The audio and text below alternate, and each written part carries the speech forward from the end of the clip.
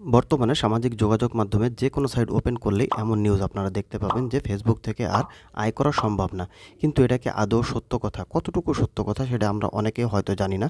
যার কারণে ইউটিউব খুললেই দেখা যায় আমরা বড়, বড় টিভি চ্যানেলের যেসব সাইট আছে অর্থাৎ চ্যানেল আছে তাদের চ্যানেলেও এই ফেসবুক থেকে আর আয় করা যাবে না এমন নিউজ প্রচার করা হচ্ছে। তাহলে চলুন আমরা দেখি কতটুকু সত্য এটা। দেখুন আমি এখানে একটা পেজে আসছি।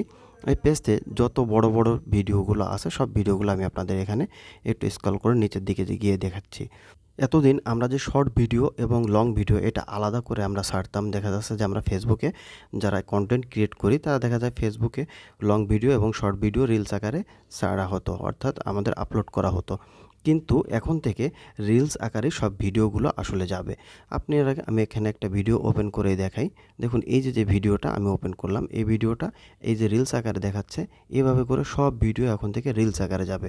এখন থেকে লং ভিডিও, শর্ট ভিডিও আলাদা বেসিকে যাবে না। এইটাই হচ্ছে মূল কারণ। কিন্তু ঢালাওভাবে সব চ্যানেল, আপনি ইউটিউব, আপনি বড় বড় টিভি চ্যানেল দেখুন, সব জায়গায় একইভাবে প্রচার করছে যে এখন থেকে আর ফেসবুক থেকে আয় নিষিদ্ধ, অর্থাৎ আয় করা যাবে না। এটা সম্পূর্ণ মিথ্যা কথা। সো যারা আপনারা কন্টেন্ট ক্রিয়েট করেন তাদের ভিতরে একটা বিভ্রান্তি ছড়ানো হচ্ছে।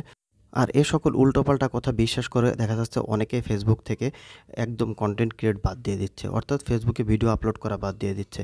কিন্তু এটা আসলে করা উচিত হবে না। যারা আপনারা ফেসবুকে ভিডিও আপলোড করেন অবশ্যই রেগুলারলি ভিডিও আপলোড করে যান, আপনাদের আয় রেগুলারলি হয়ে যাবে।